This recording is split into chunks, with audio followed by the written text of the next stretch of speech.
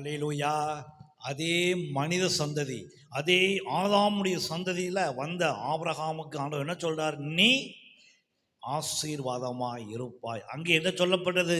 ஆதாமுக்கு உன் நிமித்தம் இந்த பூமி சபிக்கப்பட்டது. ஆதாமுக்கு சாபம், ஆபிரகாமுக்கு ஆசீர்வாதம். ஹல்லேலூயா. நமக்கு எது வரும்? ஆதாமுடைய சாபம் நம்மை காக்குமா? ஆபிரகாமுடைய ஆசீர்வாதம் நமக்கு வருமா?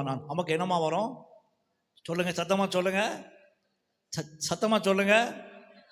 ஆபிரகாமுடைய ஏன்னா நாம் எல்லாம் ஆசீர்வாதத்துக்கென்று அழைக்கப்பட்டவர்கள். ஹல்லேலூயா, ஹல்லேலூயா.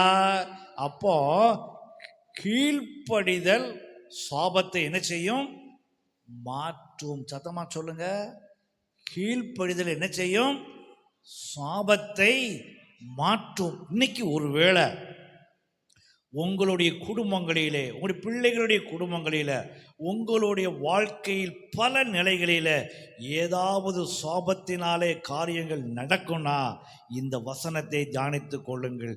ஏதாவது காரியம் ஆண்டவருக்கு பிரியம் இல்லாமல் அவரை அவமானப்படுத்துகிற மாதிரி, அவரை வேதனைப்படுத்துகிற மாதிரி ஏதாவது காரியங்கள் என்னிலே இருக்கும் என்றால் அவைகள் மன்னிக்கப்படுவதாக.